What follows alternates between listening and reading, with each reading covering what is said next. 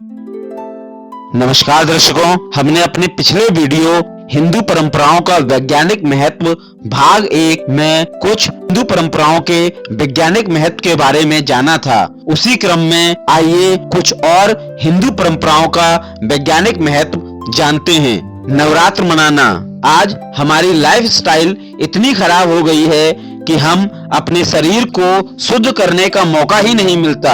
अगर हम नवरात्र में सारा दिन भूखा रहकर केवल फल आदि का सेवन करें तो हमारे पेट के सारे रोग दूर हो जाएंगे। नवरात्र हमें पूरा मौका देता है कि हम मौसम के अनुसार खुद के शरीर को ढाल लें। तुलसी के पेड़ की पूजा करना। तुलसी में विद्यमान रसायन वस्तुतः उतने ही गुणकारी हैं जितना वर्णन शास्त्रों में किया गया है। यह कीटनाशक है, कीट प्रतिकारक तथा खतरनाक जीवाणुनाशक है। विशेषकर एनोफिलिस जाति के मच्छरों के विरुद्ध इसका कीटनाशी प्रभाव उल्लेखनीय है। पीपल के वृक्ष की पूजा। पीपल की उपयोगिता और महत्वता वैज्ञानिक और आध्यात्मिक दोनों कारणों से है। यह वृक्ष अन्य वृक्षों की तुलना में वातावरण में ऑक्सीजन की अधिक से अधिक मात्रा में अभिवृद्धि करता है। यह प्रदूषित वायु को स्वच्छ करता है और आसपास के वातावरण में सात्विकता की वृद्धि भी करता है। इसके संसर्ग में आते ही तन मन स्वतः हर्षित और पुलकित हो जाता है। यही कारण है कि इस वृक्ष के नीचे ध्यान एवं मंत्र जाप का विशेष महत्व है। भोजन के अंत में मिठाई। हमारे पूर्वजों का मानना था कि मसालेदार भोजन के बाद मिठाई खानी चाहिए। यह इसलिए भी होता है क्योंकि जब हम कुछ मसालेदार भोजन खाते हैं तो हमारे शरीर में एसिड बनने लगता है, जिससे हमारा खाना पचता है और यह एसिड ज्यादा ना बने इसके लिए आखिर में मिठाई खाई जाती है, जो पाचन प्रक्रिया शांत करती है। पुरुष सिर पर चोटी रखना। असल में जिस स्थान पर शिखा यानी कि चोटी रखने की परंपरा है, वहाँ पर सिर के बीचों बीच सुषुम्ना नाड़ी का स्थान होता है तथा शरीर विज्ञान यह सिद्ध कर चुका है कि सुषुम्ना नाड़ी इंसान के हर तरह के विकास में बड़ी ही महत्वपूर्ण भूमिका निभाती है।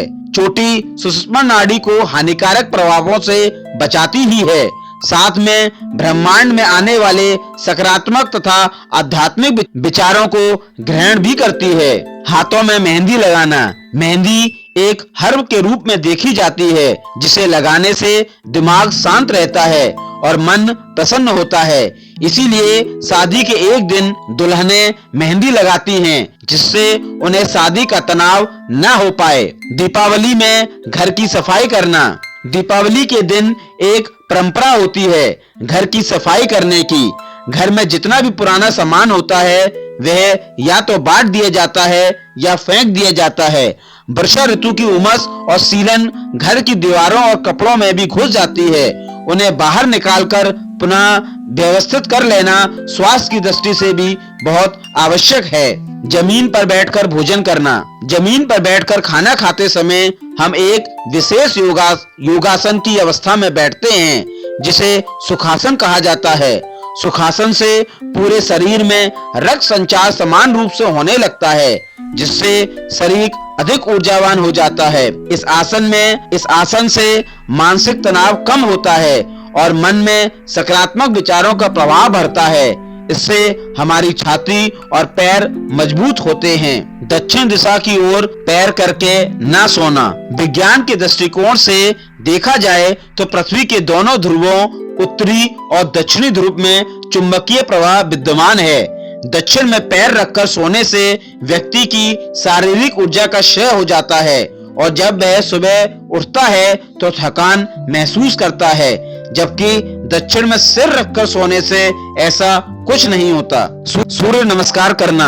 सूर्य नमस्कार का संबंध योग एवं प्राकृतिक चिकित्सा से भी जुड़ा हुआ है। सूर्य की ऊष्मा एवं प्रकाश से स्वास्थ्य में अभूतपूर्व लाभ होता है और वृद्धि होती है। सूर्य के प्रकाश एवं सूर्य की उपासना से कुष्ठ, नेत्र आदि रोग दूर होते हैं। बच्चों का कान छेदन। विज्ञान कहता है कि कर्णवेध से मस्तिष्क में रक्त का संचार समुचित प्रकार से होता है। इसमें बौद्धिक योग्यता बढ़ती है, इसीलिए इसे उपनयन संस्कार से पहले किया जाता था ताकि गुरुकुल जाने से पहले बच्चे की मेधा शक्ति बढ़ जाए और बच्चा बेहतर ज्ञान अर्जित कर पाए। इससे चेहरे पर कांति भी आती है और रूप निखरता है।